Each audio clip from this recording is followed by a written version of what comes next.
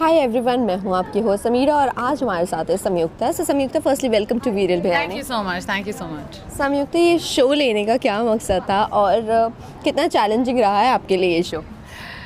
You leaving?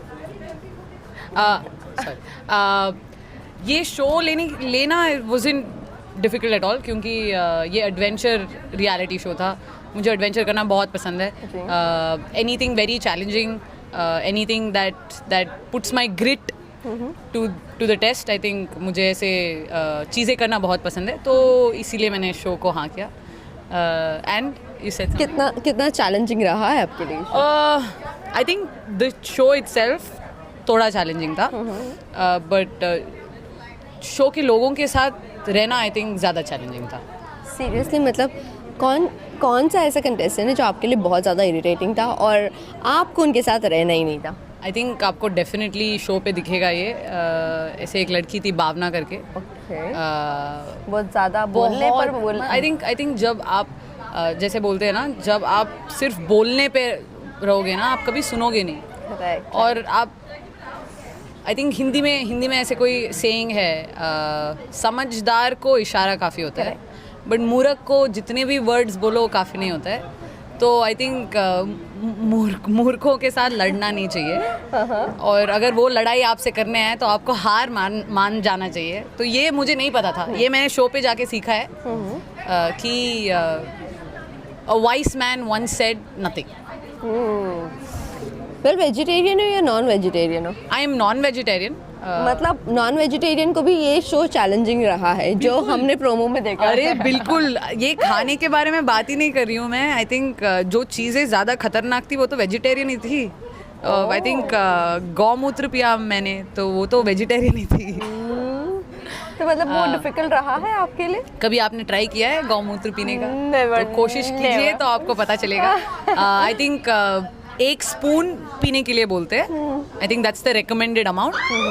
मैंने 2.5 glasses पिया। Oh my God! तो बहुत ज़्यादा सब कुछ जल गया था मेरे अंदर बाहर। तो ये देखोगे आप। और इसी दौरान आपकी बॉडी में कितनी इंजरी आई है? क्या कुछ आपने फिजिकली फेस किया है? बहुत सारे, ये दिख रहा है आपको, सारे चोट मेरे पैर पे is all from the show. तो आपको देखने मिलेगा कि फिजिकली बट मैं ओपन हूँ ये सब करने के लिए, क्योंकि मैं बचपन से ऐसे गिरती पड़ती आ रही हूँ। तो ये चैलेंजिंग नहीं है मेरे लिए ये फन है। अगर कोई मेरे दिमाग के साथ खेले तो तू मैं वाट, तो पता नहीं। वाट लगने के लिए ना, जब 1 person goes up against other person, तब तो वाट लगी है फॉर श्योर। बट वो अपॉर्चुनिटी नहीं मिलती ना कि 12 लड़कियां हैं, आप किसी के अगेंस्ट भी जा सकते हो। तो जैसे ज़्यादा बोलते हैं ना, वो कभी परफॉर्म नहीं करते, वो बस पीछे बैठ के बोलते रहते हैं। तो बट संयुक्त, ये जानना चाहूँगी, रियलिटी शोज़ आपने बैक टू बैक किया है, अब तक का कोई ऐसे बड़ा फिक्शन शो या OTT मूवी की मैं बात करूँ, मतलब हिंदी में आपने वैसे तो किया ही है, बट हिंदी में क्या ऐसी चीज़ें जो आप देख रही हो और वो चीज़ आपको नहीं मिल रही, like character, plot, are you looking out for that? I think जो यूनिवर्स मुझे देती है वो मैं सुनती हूँ, फिर अगर मुझे लगता है मुझे करना चाहिए तो मैं कर लेती हूँ। माई हार्ड वर्क मैं खुद पे करती हूँ। जो आना होता है वो आ जाएगा, जो नहीं आना होता है उसको जितना आप कोशिश करके भी छाने की कोशिश करो, वो नहीं आएगा। तो मैं अपना लाइफ अपने टर्म्स पे जीती हूँ, जो मुझे सही लगता है वो करती हूँ। तो अभी ये सही लगा तो मैंने किया। अब मेरा दिमाग थोड़ा मैं हूँ थोड़ा सोच समझ के चीज़ें करने के लिए। ये सोच समझ के, मोर देन सोच समझ के, आई थिंक मैं बहुत इमीडिएट डिसीजंस लेती हूँ अपने लाइफ में कि ये अभी मज़ा आ रहा है, इसको करना चाहिए। I have travelled about 14 countries solo. Oh my God! मुझे ऐसे बहुत मज़ा आता है ऐसे रैंडम चीज़ें करना। तो I think it's a part of me. Well, अभी एक कुछ खबर आई थी, कविता रेड्डी ने मॉरल पुलिसिंग को लेकर माफ़ी भी आपसे मांग ली है। या तो मतलब आप लोगों पे इतनी भारी है कि उनको सोशल मीडिया पर आके माफ़ी मांगनी पड़ रही है। आई थिंक जब वो हुआ था, ये थोड़े टाइम पहले हुआ था। She is spokes person for Congress.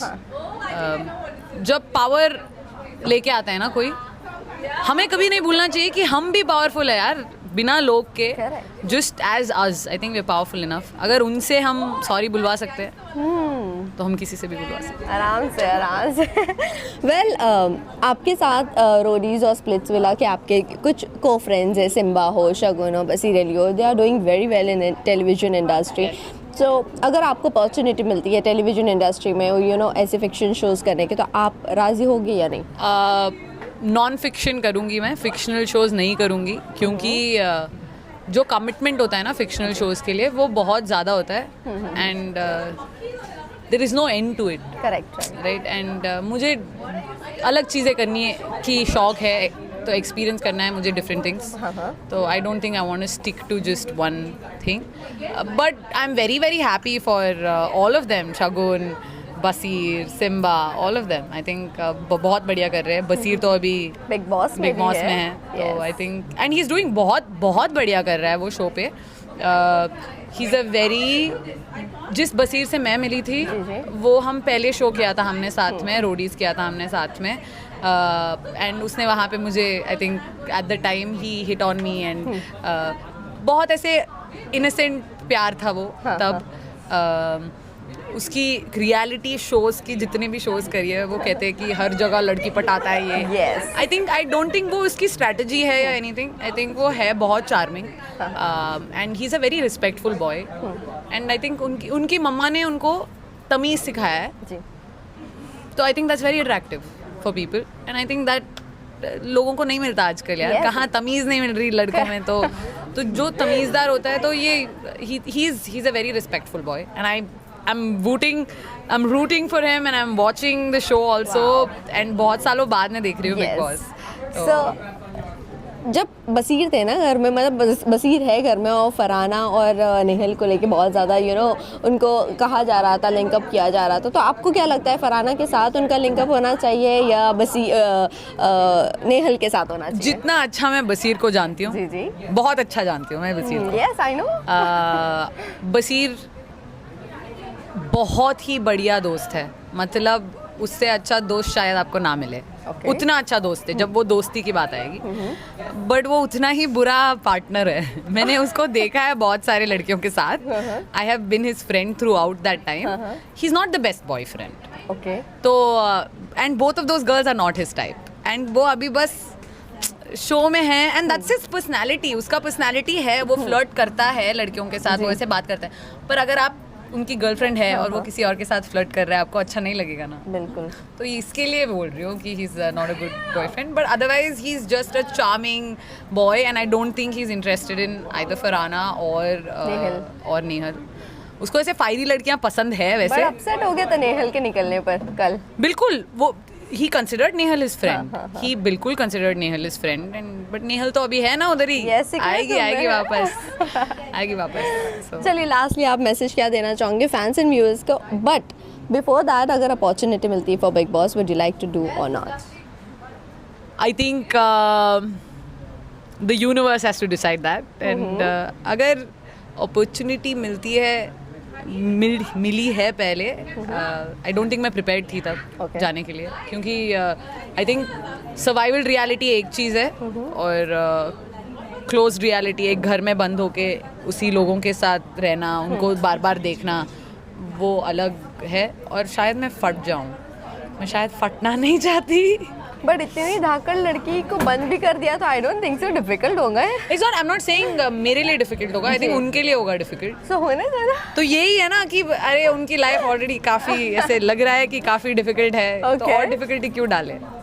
चलिए मैसेज क्या देना चाहोगे फैंस एंड व्यूअर्स को हमारे शो के बारे में? I think we are coming out today. हम हमने I think we went through a lot throughout the show. I have performed almost every task in the show and it's a scary experience. It's a fun, scary, crazy experience and फिर से क्या मैं ये करना चाहूँगी? शायद नहीं। और मैं ऐसे कभी बोलती नहीं हूँ, तो आपको ये देखने के लिए शो देखना पड़ेगा एंड शो में आप सबको, I am sure you will love everybody too in their own elements and you love me the most hopefully. Thank you and all the very best. Thank you so much. Thank you.